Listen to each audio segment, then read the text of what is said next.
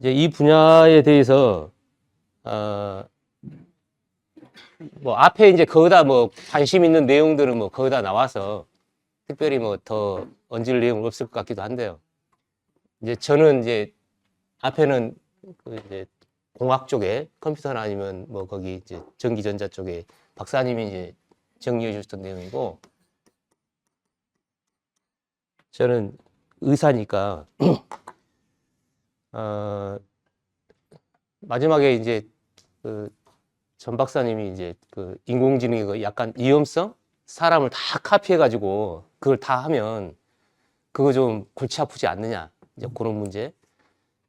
그 다음에 인공지능이 이제 다 이렇게 사람 그렇게 하다 보면 어, 이제 흔히 하는 말로 뭐 TV나 아니면 영화나 뭐에서 많이 이제 보셨던 어떤 위험성 문제. 그 결국에는 이 인공지능이 사람의 통제를 벗어나서 자율성을 가질 거냐, 이제 이 문제일 거예요. 이거는 뭐 저기 전문가들마다 좀 견해는 좀 다른 것 같아요. 왜냐하면은 아까 이제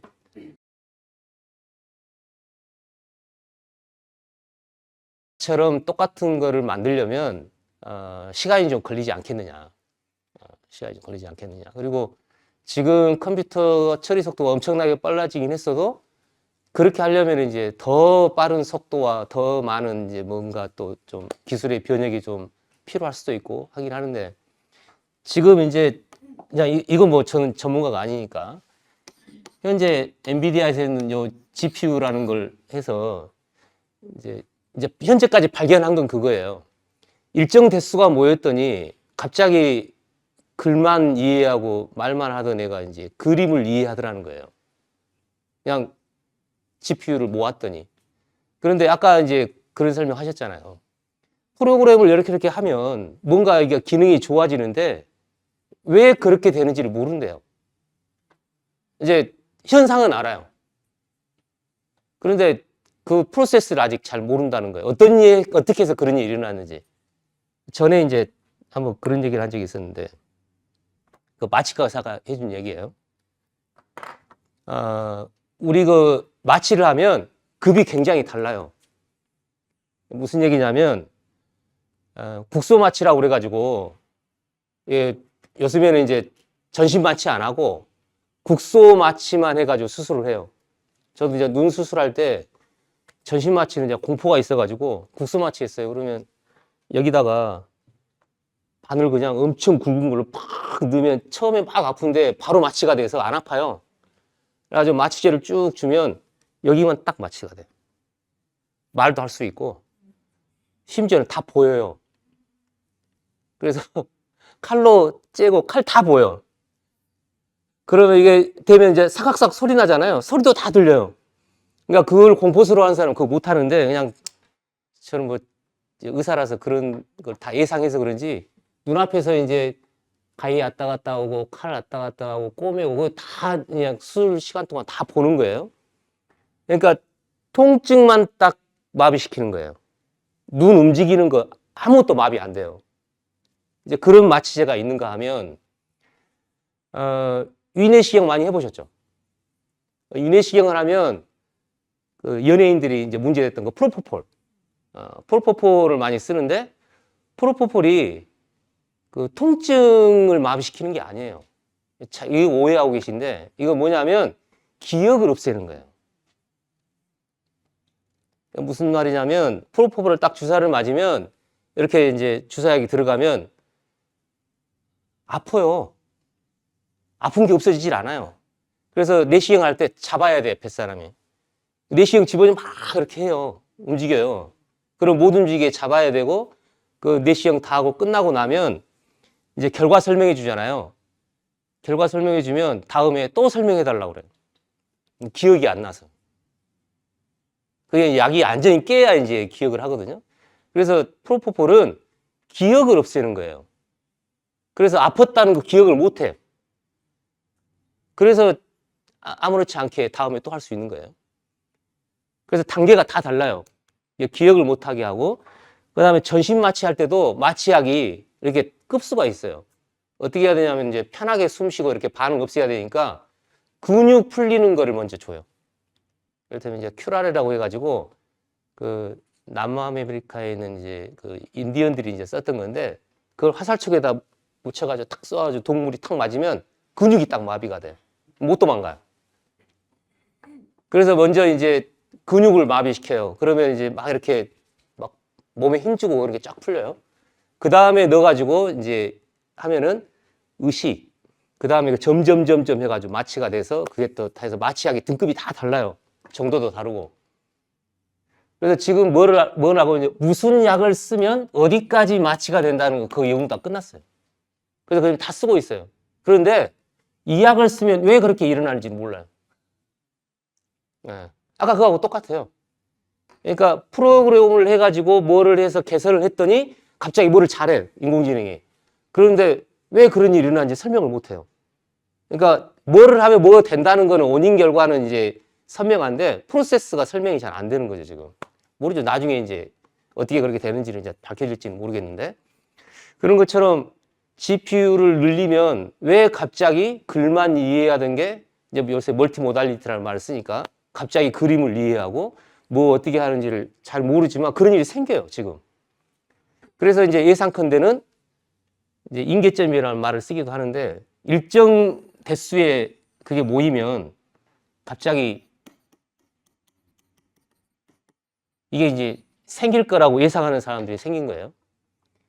그래서 NDVI 그 시스템 설계하는 사람은 이게 생길 거라고 예상을 하고 있어서 이거 하지 말자고 그래요. 이거는 이제 골치 아플 거다. 통계도 안 되고 뭐 하면 이제 골치 하지 말자고 하는 입장이고. 그래서 지금 오픈 AI하고 챗 GPT 만든 데죠. 그 다음에 구글하고 제미나이 만든 이 구글하고 경쟁이 붙은 게 젠슨왕이 신났죠. 뭐 만들면 그냥 만드는 대로 해서 다 사가요. 왜냐하면 그걸 해서 빨리 승부를 봐야 이제 거기에 선점할 수 있으니까. 그래서 뭐 그냥 저도 책에서만 본 얘기입니다만 여기서는 우리도 안 하고 싶은데 우리가 안 하면 얘들이 할 거라는 거예요. 구글에서 하는 얘기는 우리도 안 하고 싶은데 우리가 안 하면 얘들이 할 거라고 그래서 지금 규제 법안이 없어요.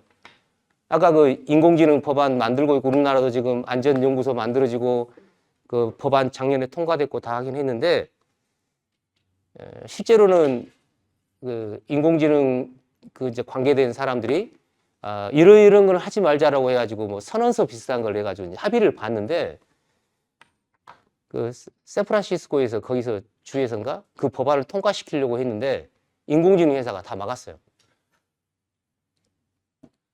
그래서 그 규제가 실제로 일어난 일을 어떤 부분은 규제가 되겠지만 어떤 부분은 이 부분은 못 쫓아가요. 이미 이건 틀렸어요. 그래서 어쨌든 요거 생길 때까지 멈추지 않을 것 같아요. 그래서 이제 이게 이제 생길 거냐 안 생길 거냐가 현실적으로는 제일 이제 궁금해하는 부분이에요. 이 부분이. 근데 이게 이제 의사 입장에서는 의학 역사하고 좀 관계가 깊어요. 왜 그러냐면 그 의학의 아버지라는 히포크라테스. 요 시절에는 인간에 대한 이해를 해야겠는데 어떻게 이제 이해를 할 거냐? 히포크라테스는 이제 의사였으니까 이제 제일 궁금한 게 병이 이제 왜 걸리느냐를 이제 파악을 해야 되는데 히포크라테스가 의학의 아버지가 된 이유는 히포크라테스 이전에는 병이라는 게 무당 수준으로 이해를 했어요. 뭔가 초능력을 갖고 있는 어떤 존재, 그 다음에 뭔가 그런 이제 뭐 초능력을 갖고 있는 거 초자연적인 뭐가 사람한테 들어와 가지고 인간이 잘못되는 거, 그래서 병이 생기는 거 이렇게 이해를 했어요. 그럼 치료를 어떻게 해야 돼요? 기도를 해야죠. 그래서 제사장들이 치료를 한 거예요.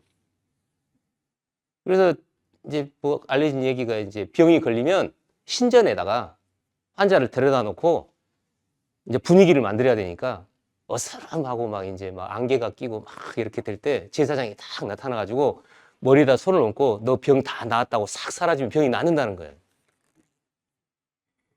그게 나았을까요? 안 나았을까요? 아니, 나은 사람 있으니까 했겠죠. 그게 지금 남은 게 그거예요. 저기, 갑자기 단어가 생각이 안 나는데, 플라시보. 이게 이거예요.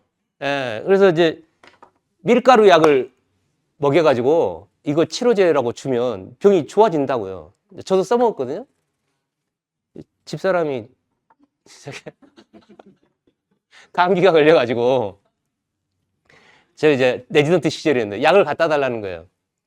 저도 지금도 약을 별로 좋아하지는 않는데 그때는 이제 약간 뭐 거의 알레르기 수준으로 그래가지고 그때는 의약 분업이 되기 전이에요. 그래서 약을 좀 마음대로 가져갈 수 있어서 그래서 약국에 가가지고 저기 소화제 닮은 이제 감기약처럼 생긴데 소화제인데 감기약 닮은 거를 소화제를 좀 달라고 그랬어요. 그래서 점심 때 이제 집에까지 가가지고 여기 약 먹으라고 갖다 주고 이제 병원 출근 다시 와가지고 한 3시쯤 돼서 이제 전화를 해봐서 괜찮아 그랬더니 집사람이 약 먹어서 좋아졌어. 그 뒤로 한 5년, 10년을 제가 얘기를 안 했어요. 지난 다음에 그때 그거 저기 소화제였다고 그랬더니 막 뭐라고 이제 화를 내고 그랬는데 있어요, 이게. 그러니까 그 치료가 된다라는 확신을 주고 그렇게 하면 실제로 그런 일이 뭐 100%는 아니겠지만 뭐 그래가지고 암이 없어질 것 같지는 않은데 어쨌든 그런 일이 생겨요.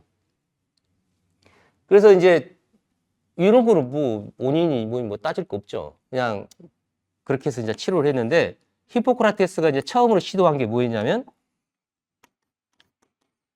사람이 혈액, 그 다음에 흑담즙, 그 다음에 황담즙, 점액질 요 4개로 돼 있대요, 사람이. 그래서 요 4가지가 균형을 잘 이루면은 사람이 건강하고 저 균형이 깨지면 병에 걸린다라고 설명을 해준 거예요. 그러니까 맞고 안 맞고를 떠나서 지금 보면 이거 뭐 혈액은 실체가 있는데 나머지 뭔지를 모르겠어요. 지금 의학으로 보면.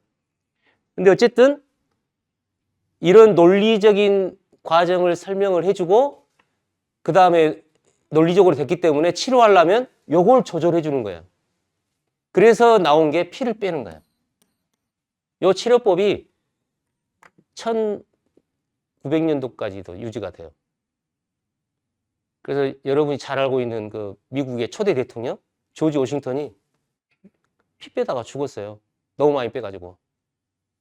그러니까 그런 치료법으로 해가지고 그런 게 굉장히 영향을 많이 미치고 그렇게 됐는데 이렇게 하다 보니까 사람이 실제 구조가 어떻게 되어 있는지는 그 당시에는 인체 해부를 못 하겠어요. 그래서 동물 해부를 해가지고 거기다 맞춰서 인체를 설명하다 보니까 굉장히 좀 엉망으로 이해를 했었죠. 근데 어쨌든 나름대로 합리적이고 뭐 하는 거를 시작한 게 이제 히포크라테스예요. 그래서 그때는 인체를 어떻게 이해를 했느냐? 철학자들의 견해로 사람을 이해한 거예요. 그 중에 제일 영향을 많이 준 사람. 그 다음에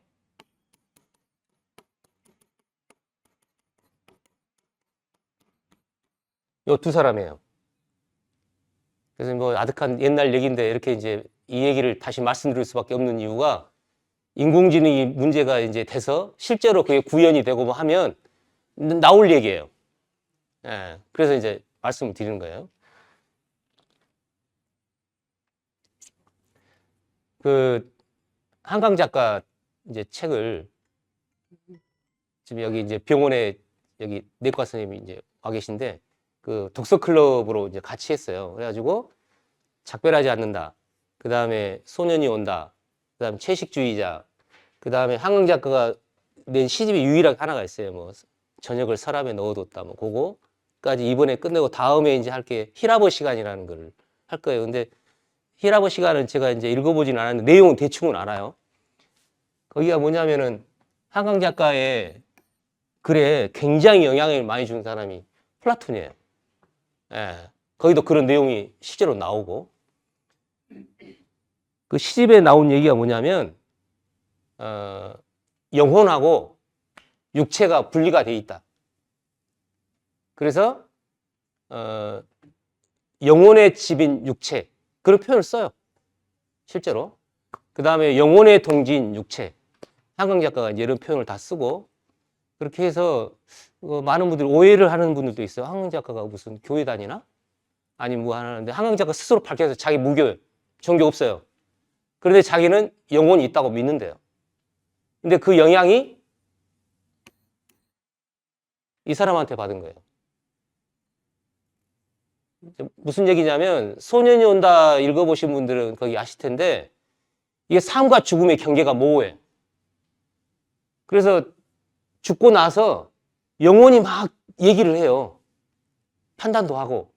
그걸 막 다 써놨어요.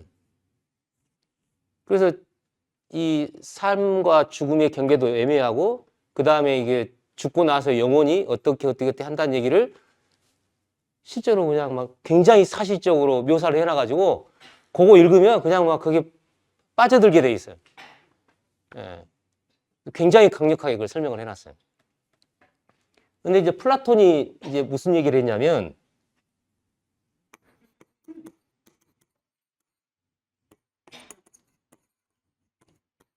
사람이 영혼과 육체로 두 개로 돼 있다는 거예요. 예.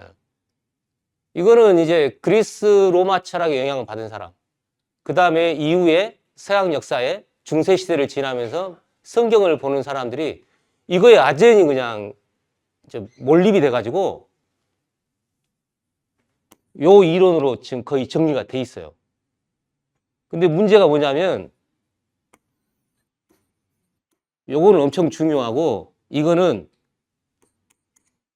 약간 좀 우유 여기 이거는 굉장히 불량스러운 거예요. 육체가. 플라톤 이론에 의하면. 그래서 사람이라는 영혼이 이 몸뚱아리 육체에 갇혀 있는 거예요. 그래서 살면서도 엄청 불편해요. 예. 이 육체에 갇혀가지고 영혼이 괴로워하고 힘들어하고, 삶 자체가 이거라는 거예요. 그래서 한강 작가 책을 보면, 시집 읽어보면 막 힘들어요, 그냥. 예. 시집도 그렇지. 그 다음에 그 책도 보면 본인 얘기로는 굉장히 생명이나 나름대로 그 좀 긍정적인 방향으로 썼다고 하는데, 그냥 일반 사람 읽으면 그냥 우울하다는 표현보다도 막 무거워요. 그냥 막 사람 막 짓누르는 것 같아요. 근데 막 표현이 너무 그냥 사실적이고, 그래서 이제 저 같은 경우는 이제 광주 민주화 운동 때 광주에 살았는데도 불구하고 책 읽으면 더 몰입도가 세요. 예. 이제 그 정도예요. 그래서 이제 인간은 요거 중심이고, 요 불안하고 힘들고, 이거 속된 말로 거지 같은 육체에 있다가 죽으면 여기서 탈출하는 거다라는 게 파이도인이라는 책에 굉장히 세게 써 있어요. 그래서 저기 한때 이화에 대해서 이게 유행해가지고 굉장히 많은 사람이 자살했대요. 왜냐하면은 죽는 게 이 육체에서 벗어나는 방법이에요. 그래서 그 당시에 했던 그 이대, 제가 아는 분한테 이제 들은 얘기인데요. 그 정도로 이게 이제 강력한 그거였어요. 근데 아리스토텔레스는 생각이 좀 달랐어요. 그래서 아마 한강 작가가 아리스토텔레스의 생각이 조금 더 경도가 됐으면 그런 소설이 안 나왔을 것 같아요. 어떤 비평가도 그런 얘기를 해놨더라고요. 근데 아리스토텔레스는 뭐냐면, 영혼하고 육체가 있다는 건 알아요. 근데 플라톤하고 다른 거는, 플라톤은 두 개가 완전히 구분되는 거고, 예? 구분되는 건데, 아리스토텔레스는 구분이 안 돼서 붙어 있다고 그렇게 설명을 해요. 물론 죽으면 구분된다는 건 인정을 하지만, 살아있을 때는 영혼 육체가 이게 어떻게 구분이 되냐. 하나로 움직이지. 이제 그런 입장이에요. 그래서 그 데카르트 시절을 지나가지고 의사의 입장에서 보면은 요건 안 맞고, 아리스토텔레스가 더 맞다라는 게 지금 의학의 흐름하고 이제 거기하고 괴를 같이 하게 된 거죠. 예. 그래서 이제 그렇게 가다 보니까 어떻게 됐냐면 이제 르네상스 시절에 이제 서양사 다 이제 대략 기억을 해보시면 중세 때 그냥 성경과 막 그런 걸로만 해서 다 그냥 이론을 그냥 막 거기다 그냥 막 믹스해가지고 했던 시기에서 르네상스가 되면서 이제 그리스 로마 사상이 다시 다 이제 복구가 됐단 말이에요. 그렇게 되면서 아리스토텔레스 생각이 될 수밖에 없었던 게 그걸 정리해 준 사람이 데카르트였어요. 데카르트도 플라톤하고 사고가 다르지 않았어요. 차이는 뭐였냐?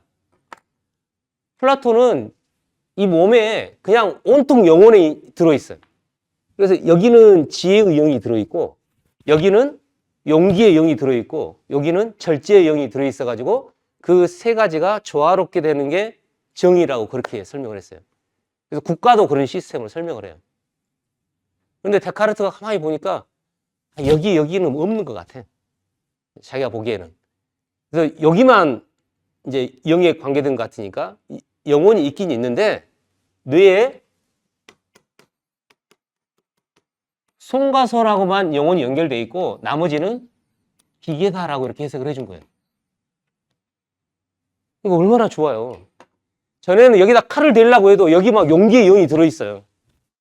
그 다음에 여기는 막 절제의 영이 들어있고 몸에다가 어떤 뭐 칼을 댈 수가 없어요. 그런데 영혼이 별도로 있긴 있는데 손과 손에만 달랑달랑 매달려 있고 거기만 딱 잘라내버리면 그냥 인간 몸은 그냥 기계처럼 돼 있다고 해석을 해주니까 얼마나 마음이 편했겠어요.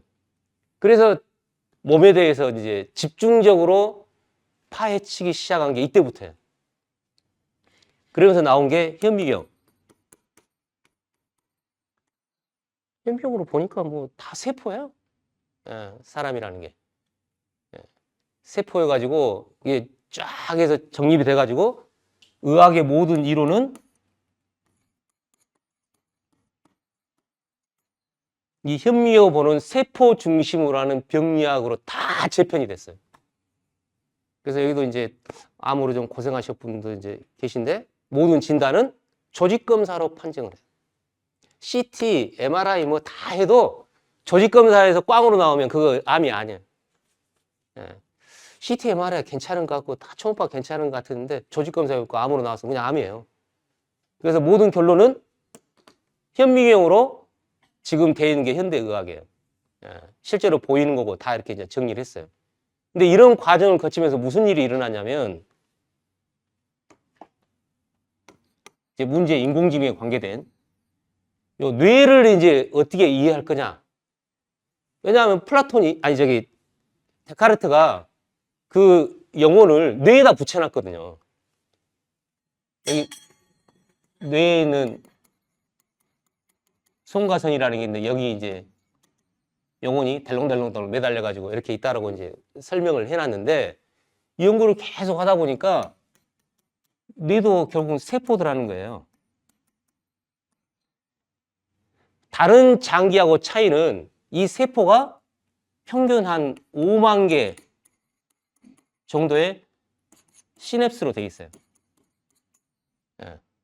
이것만 다른 장기하고 차이점이에요. 그래서 이렇게 하다 보니까 요거를 이제 어떻게 이해할 거냐를 가다가 이제 갈수록 하다 보니까 이게 이제 의학에서 영혼이라는 말을 안 쓰니까 요거란 말이에요. 그래서 옛날로 생각해 보면 이 귀신이나 아니면 정신이나 영혼이나 만약 이런 단어들이 굉장히 보편화돼 있다가 이제 히포크라테스 시절 오면서 이제 귀신이 많이 없어졌어요. 근데 중세 때 들어오면서도 여전히 영향이 남아가지고 간질을 하잖아요. 그럼 어디다 입원시켜야 돼요? 지금은 신경과에서 간질을 다뤄요. 옛날에는 정신병원에 입원시켰어요. 왜냐? 간질을 하면 이건 귀신 들린 거예요. 일상하고 좀 다르잖아요. 막 이렇게 막 떨고 막 이렇게 간질을 하면 저거 귀신 들려서 그런 거지. 저게 뇌가 뭐 좀 이상해서 그렇게 한다고 판단을 안 해가지고 다 정신병으로 입원시켰어요. 그래서 아마 우리 세대만 해도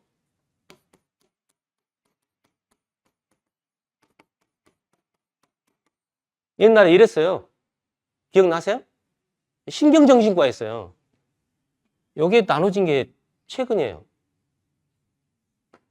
그래서 정신병은 정신과에서 다루고 신경과에서 다루는 건 이제 중풍, 간질 이런 게 이제 갈라지기 시작한 거예요.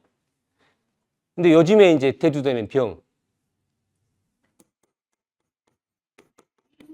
요건 이제 애매해요. 신경과 같기도 하고 보니까 정신과 같기도 하고. 예. 그래서 이 정신이라는 요 단어는 이제 마음이라고 더 이제 보편적으로 쓰는데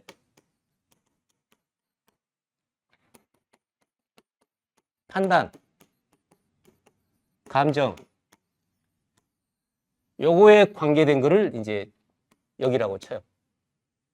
신경과는 이거하고 관계없이 뭐 중풍이 걸려가지고 뭐 마비가 됐다든지 아니면 경련을 한다든지 뭐 이런 거는 이제 신경과로 갔어요. 그런데 이 판단하고 감정하고 기억이 데카르트에서 이제 갈려질 때만 해도 뇌라고 생각을 안 했어요. 그 송가선에 매달려 있는 정신이라는 곳에서 하는 기능이라고 생각을 했어요. 이 정신이라는 거를. 그래서 이 정신이 판단과 감정과 기억을 이제 갖고 있는데 저거를 이제 어떻게 조절을 하고 어떻게 할 거냐. 그래서 저거를 어떻게 정의를 했느냐. 정신이라는 실체가 있다고 생각했어요. 왜냐하면 이거는 플라톤부터 시작해가지고 계속 이어져 온 생각이니까. 근데 아리스토텔레스는 뭐가 있는 것 같은데 몸하고 이게 구분이 안 돼서 딱 붙어 있기 때문에 뭐라고 하기는 어렵고 죽으면은 뭐 여기 정신은 있긴 있는 것 같은데 살아있을 때는 요거 실체가 진짜 있는 건지 없는 건지 꼭 구분해야 돼? 그냥 몸하고 딱 붙어 있는 건데 이렇게 생각한 거고요. 예. 그래가지고 이제 이렇게 쭉 오다가 점점 뇌하고 인체에 대한 걸 하다 보니까 해부도 해보고 다 해보고 하다 보니까 몸에 이게 없는 것 같아. 정신이라는 실체는 없고 어쩌면 이 뇌에 정신이 있는 것 같다. 그거를 그래서 실제론이라고 그래요. 있는 것 같다라고 이제 생각을 했어요. 근데 점점 더 연구하다 보니까 이런 거 없고 요것만 있어요, 뇌만. 그래서 그 마음이라고 하는 감정 여기서 그냥 나오는 거예요. 요게 지금 현실적으로 우리가 다 이제 이해하고 알고 있는 것들이에요. 그 다음에 기억? 당연히 뇌가 하지. 그 다음에 판단? 다 뇌가 해. 지금 이게 현재 뇌과학하고 지금 하고 있는 그 흐름이에요. 이제 그러다 보니까 전통적으로 하고 있는 것 중에 이제 변화가 생기기 시작한 거예요. 제일 이제 구체적으로 우리가 피부에 와닿게 느끼는 게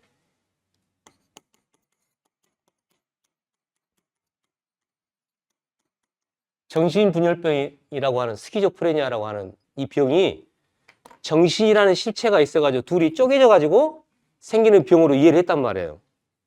근데 지금은 실체도 없고 다 뇌로 왔기 때문에 뇌가 좀 이렇게 조율이 잘못돼가지고 생긴 병이야. 이게 없어졌어. 네. 그래서 조현병으로 바뀐 거예요. 그래서 실제로 여기다가 조율이 잘 되는 약을 썼더니 아까도 말한 것처럼 완치가 되거나 이유를 알아가지고 그걸 없애주지는 못하는데 굉장히 증세가 좋아져요. 이유는 모르겠는데 어쨌든 그 약을 쓰면 뭔가 증세가 좋아져요. 그게 지금 현대의학의 지금 흐름으로 지금 가고 있는 거예요. 자, 그러면 컴퓨터를 만든 사람들 인공지능을 만든 사람 어떻게 생각하겠어요?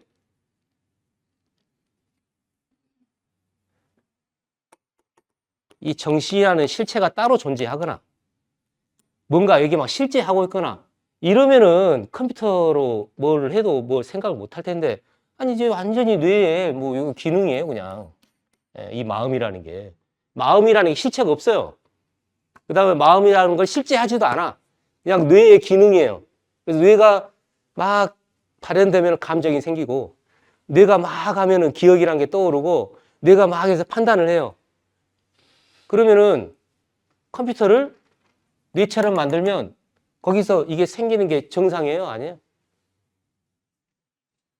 예.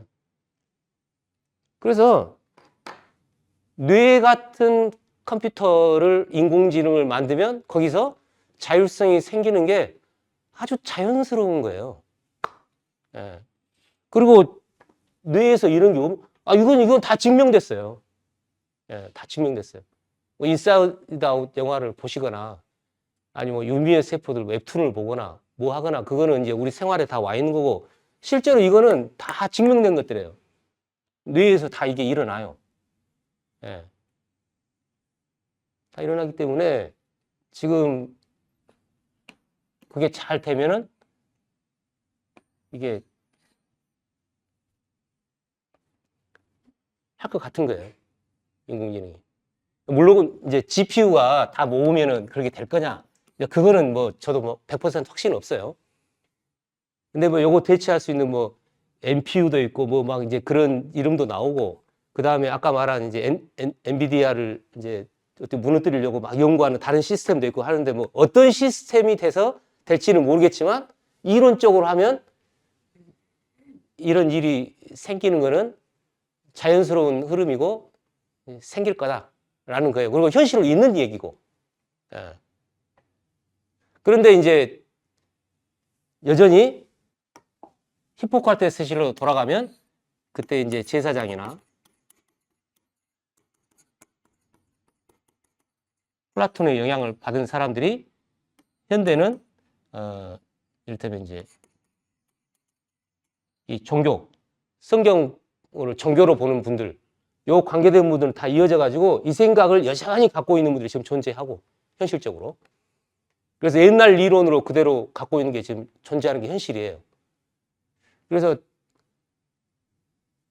자율성이 생길 거냐 안 생길 거냐 저 개인적으로 물어본 의사 입장에서 보면은 생긴다고 저는 보는 입장이고 이제 그게 생길 것 같은 거예요.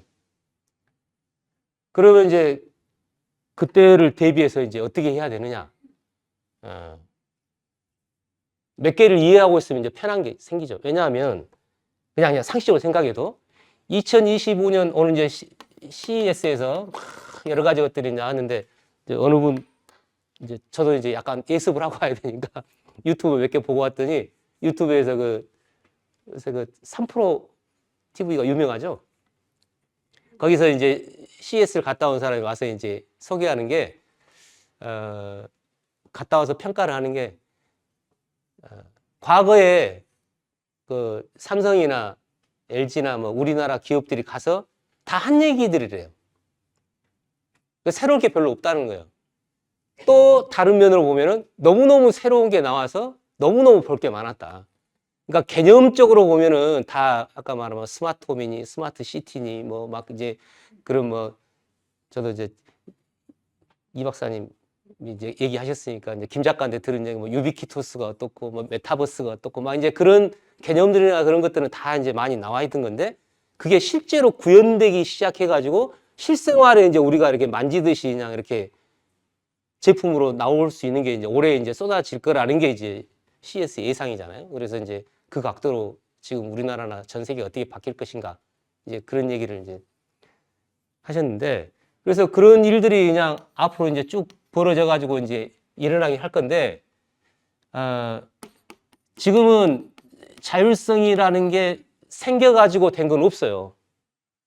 지금 있는 AI는 이건 없다고요. 없으니까 그냥 편리하게 쓰시면 돼. 아무 문제 없어요. 그런데 자율성이 생긴 AI가 나왔을 때 이걸 이제 쓸 거냐 말 거냐 이제 이 부분이에요.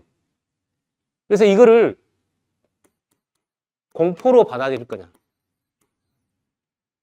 아니면 이거를 뭐랄까, 인간에 대한 이해할 수 있는 걸로 받아들이는 거냐, 그건 다른 얘기죠. 그러니까 의사 입장에서 보면 플라톤 시절부터 해가지고 여러 가지 이론들과 막 이제 그런 얘기들이 있었고, 그런 의학 역사가 발달돼가지고 됐는데, AI가 실제 증명하는 거는 그런 일이 일어날 거고, 인간 뇌를 막 해부해가지고 막 그렇게 테스트하고 하기는 어려울지 모르겠지만, AI는 뭐, 그거 뭐, 인간도 아니니까 뭐, 부시고 뭐, 다시 조합하고 뭐, 온갖 거를 다 할 수 있으니까, 진짜 인간을 제대로 이해할 수 있는 실험 장치가 생긴 거죠. 과거는 동물 실험으로 이걸 다 대체를 했어요. 동물 실험으로. 근데 지금은 동물 실험도 막 엄청 까다로워졌어요. 뭐 동물 뭐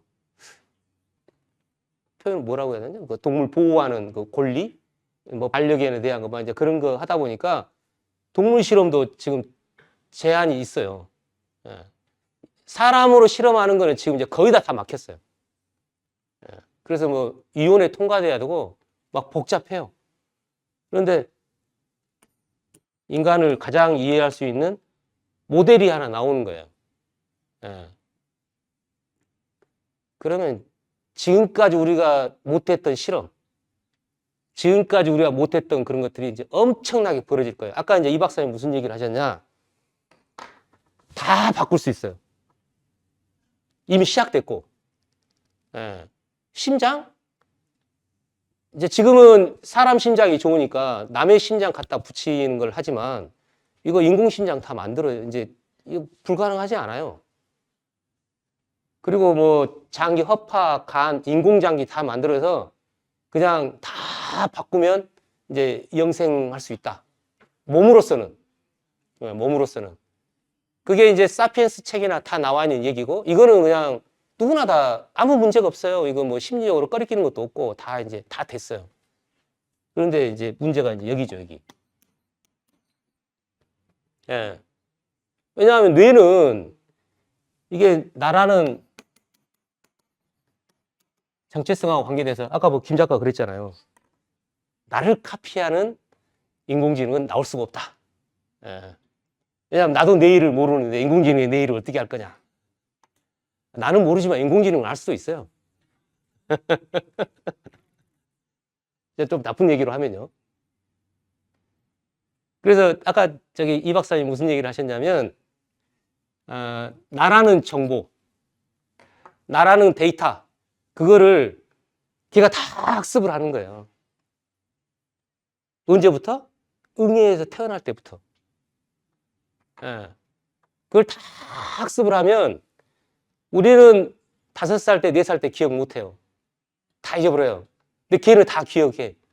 그래서 그렇게 해서 모델로 해서 딱 되면 내가 어떤 일이 생기면 어떻게 할 거라는 거를 나보다도 걔가 더 예측을 잘 할걸요? 네.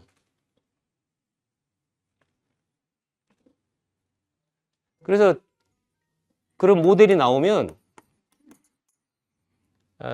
걔가 나를 어떻게 할 것 같은 공포스러움도 있지만, 아마 나라는 인간을 걔가 제일 잘 이해할 거예요.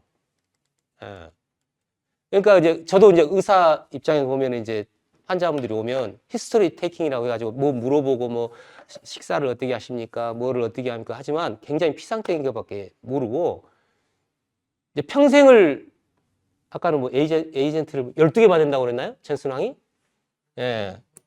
12개 에이전트가 필요한 게, 요 눈으로 보는 거, 핸드폰으로 하는 거, 아니면 집에 로봇 청소기가 하는 거, 여러 가지 형태로 해서 거기서 정보가 쌓여가지고 나에 대한 게 집적이 될 텐데, 제 막연한 감으로는 거의 하나로 통일이 될 거예요. 물론 에이전트가 다 통일되는 건 어렵겠지만 그 정보가 다 모여서 나라는 사람의 데이터가 이렇게 형성될 거라고요. 그래서 저도 이제 그 김대식이라는 그 뇌과학자가 본 이제 책에 이제 아까 그 논란이 나왔어요. 뭐냐면, 영생이라는 거는 내가 이제 나라는 게 영원히 이제 유지되는 건데, 몸으로 영생하는 건 이미 이제 됐고, 그 다음에 나라는 정보를 컴퓨터에다가 딱 입력을 해요. 싹 하면. 그러면 내 뇌가 없어져도 이거 영생해요. 그래서 거기서 나온 게 뭐냐면 어떤 사람이 실수로 포맷을 해버렸어. 다 데이터를 지워버렸어요. 그러면 살인죄냐 아니냐. 이제 그런 걸 써놨더라고요. 그래서 여기까지 얘기는 전제 중에 하나가 플라톤이나 아리스토텔레스가 얘기했던 죽은 후에 이제 정신이니까 이건 정신하고 몸하고 이제 분리가 되는데 아리스토텔레스 얘기는 이 몸 안에 정신이 분리가 안 돼서 지금은 딱 하나로 돼 있어서 뇌가 그런 기능을 다 하고 있다라고 하는 거는 현실적으로 이제 증명이 된 거예요, 그거는. 그런데 그거 말고 정신이라는 게 실체가 존재한다고 하면 얘기가 달라져요. 지금은 요거를 논란을 할 만한 분위기까지 안 갔어요. 일단 이게가 더 문제니까. 그래서 요 부분은 이제 대두가 될 거예요. 그 전에 이제 하나 바뀔 게 하나 생겨요. 뭐냐면 저는 뭐 의과대 가서 공부는 열심히 안 했는데 어떻게 하다 보니까 이제 박사는 땄어요. 저 이제 박사 따면 PhD라고 해요. 요 Ph가 뭐냐면 피지션이 아니라 필로조피입니다. 저 철학 박사예요. 필로조피 닥터예요. 철학 박사인데 공항에서도 박사 따면 PhD죠. 네, 다 PhD죠. 근데 박사 따면서 철학을 1시간도 공부 안 했어요. 수업이 없어요, 아예. 근데 왜 PhD를 줬는지 이해가 안 되는 거예요. 근데 나중에 이제 논문 찾아보다 보니까 저는 동의한 적 없는데 도장을 찍었다는 거예요. 무슨 도장을 찍었냐?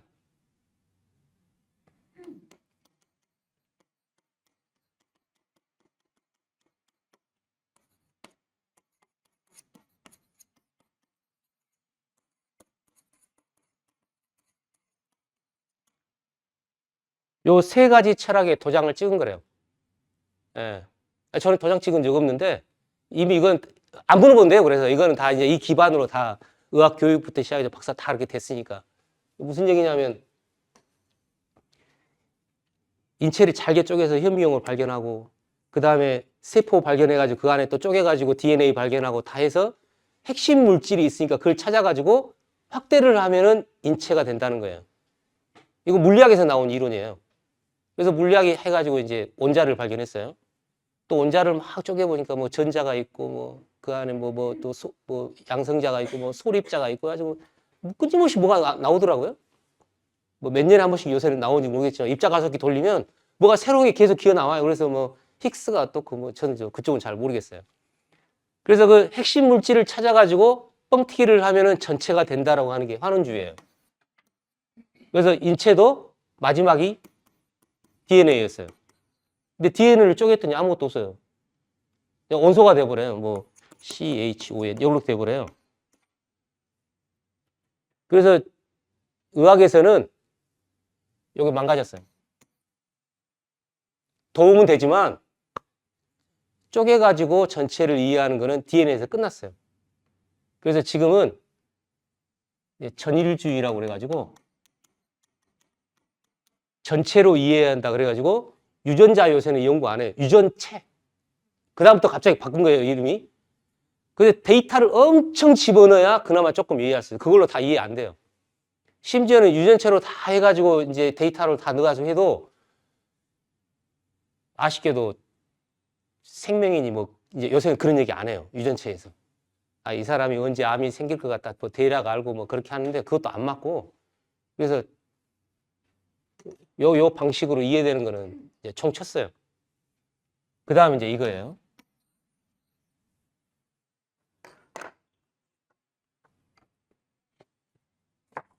뭐 저도 이제 인공지능에 관심 있어서 이제 책자 보다 보니까 그 박태웅이라는 사람이 그 2025 AI 보고서를 썼는데 작년에 책을 4번 개정했대요.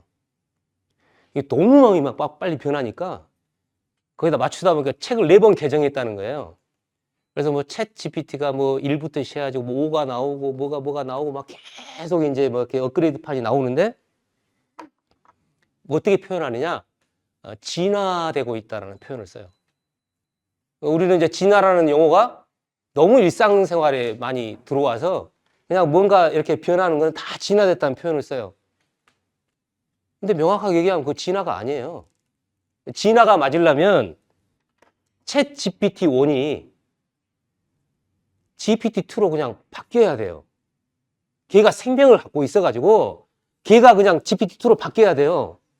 그 다음에 걔가 GPT-3로 바뀌어야 돼요. 그런 일은 안 일어나요.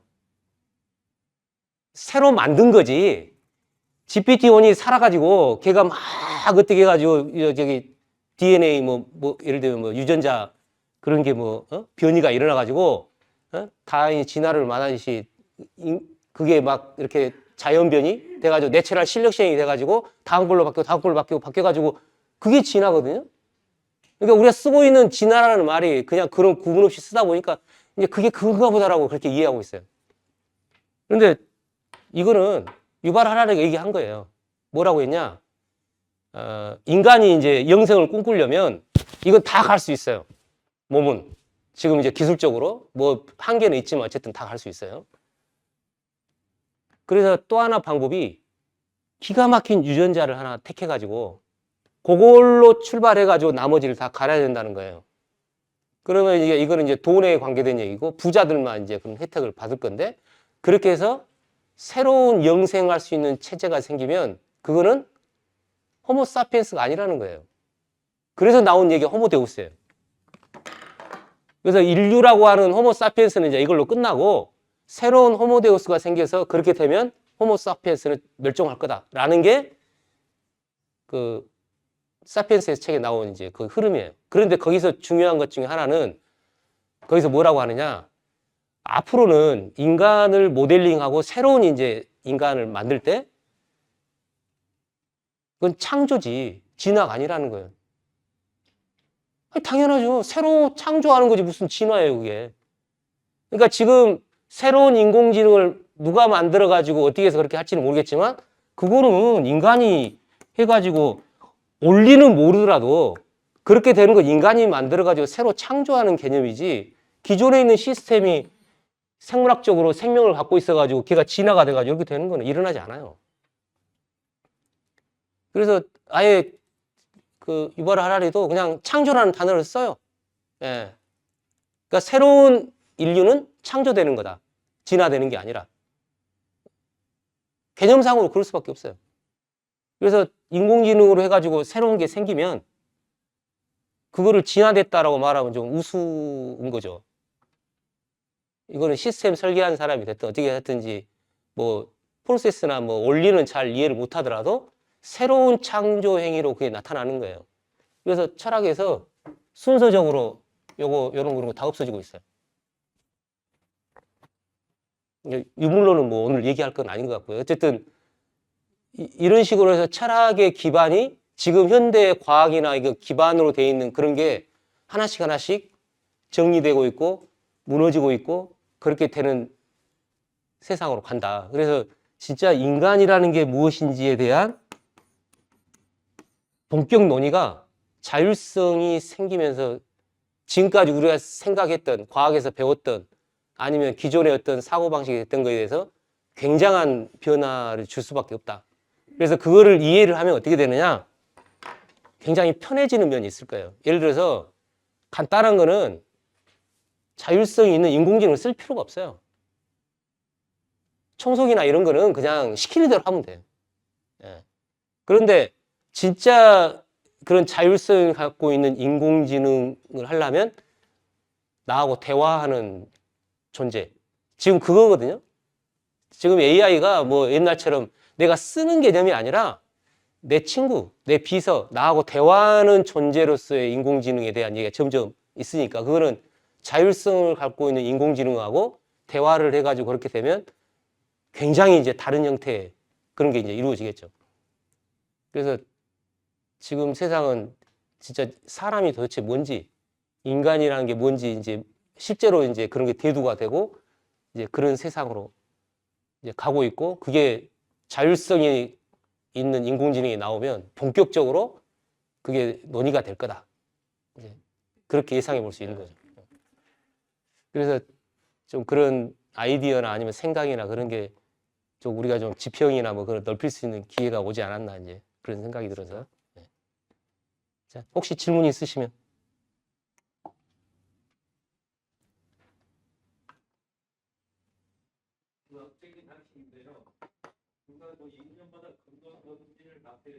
예.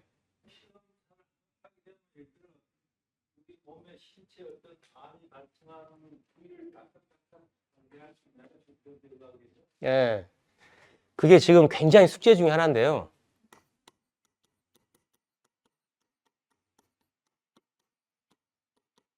암 표지자 검사라는 걸 해요. 하는데 현재 의학 수준은 굉장히 암이 크지 않으면 안 나와요. 예. 그래서 CT나 MRI나 그게 이제 발견이 돼도 이 표지자 검사에 안 나올 수도 있어요. 그래서 있을 것 같아요. 지금 우리가 피에 대해서 잘 몰라서 그렇지. 그래서 나중이 되면 더 의학기술이 발달하고 피나 이런 거에 대한 이해가 되면 암이 생겼을 때 초기에 발견될 수 있는 게 나올 가능성이 없지는 않아요. 예상컨대. 예. 그 중에 하나가 이제 지금 피검사 얘기를 말씀드렸으니까 그런데 의학의 모든 데이터는 이걸로 다 모입니다. 결국은 피로 다 모일 거예요.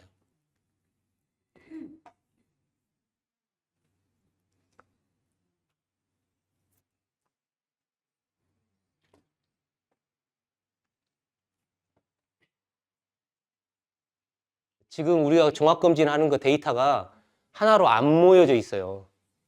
예. 근데 그거 모아놔야 돼요. 아이디어는 간단해요.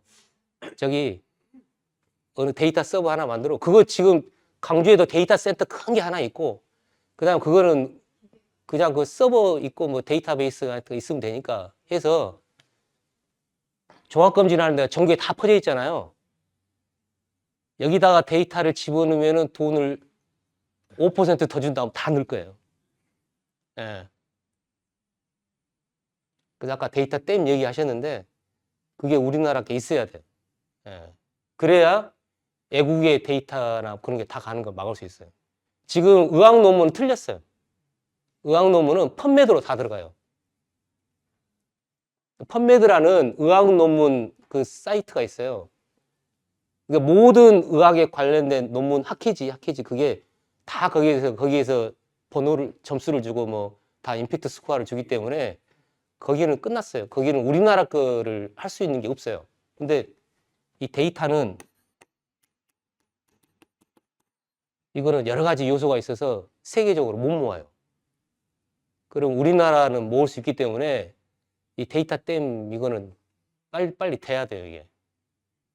돈도 돈이지만 우리나라에 대한 어떤 그 인공지능이나 그거에 대한 거 하려면 결국에는 이 데이터가 있어야 되고, 이를테면 저 같은 이제 진단검사학과 데이터, 그 다음에 영상의학 할 수 있는 데이터, 그 다음에 진단병리라 해가지고 조직검사하는 데이터 3개가 모이면 다 모이는 거예요. 예. 그 데이터 댐만 있으면 우리나라가 독창적으로 다 할 수 있어요. 예. 그거 미국은 불가능해요. 그렇게 모으는 게. 유럽은 아까 이미 다 틀렸고, 중국은 무조건 할 거예요. 중국 뭐 정부에서 뭐 그냥 그런 의도를 가지고 그렇게 해야 하는 거니까. 근데 아직까지 뭐 그 얘기 없는 거 보니까 그런 시도는 안 하고 있는데, 이제 지난주인가? 지난주에 이제 제 지도 교수가 좀 특이해요. 의사인데 저기 정보 쪽 대학원을 나왔어요. 그래서 제가 레지던트를 들어갔는데 그냥 일이 엄청 많아가지고 집에를 안 보내줘요. 아주 가끔 이제 일이 끝나서 집에 가려고 그러면 불러요. 가보면 그때는 병원 정보 시스템이 없었을 때예요. 검사실을 그 교수가 프로그램을 폭스프로인가 뭔가를 해서 프로그램을 짜가지고 전산화를 했어요.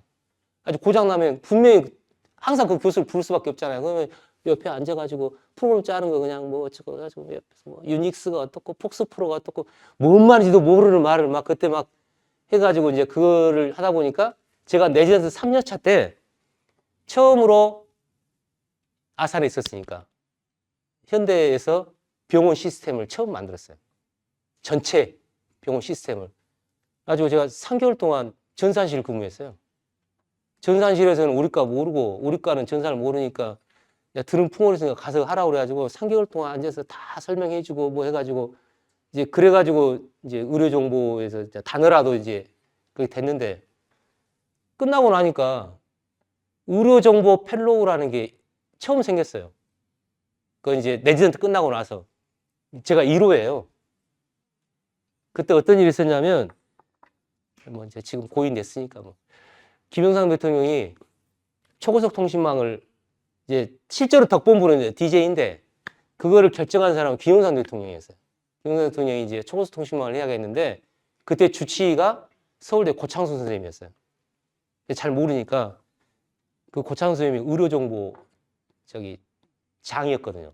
그 정보학회. 그래서 뭐죠? 말한 것 같아. 임자, 초고속 통신망을 하라고 그러는데 그거 크게 해야 돼, 작게 해야 돼? 그랬더니 고창수 선생님 얘기해요. 각하, 큰 게 좋습니다. 그래? 그럼 커서 크게 해. 그래가지고 했다는 거예요. 비화예요, 그게. 그래가지고 도로를 만들어놨는데 도로는 차가 다녀야 될 거 아니에요. 그럼 그 차 어떻게 해야 돼? 그래서 제가 거기다 의료정보 깎게요. 그래가지고 그 당시 돈으로 40억을 받았어요.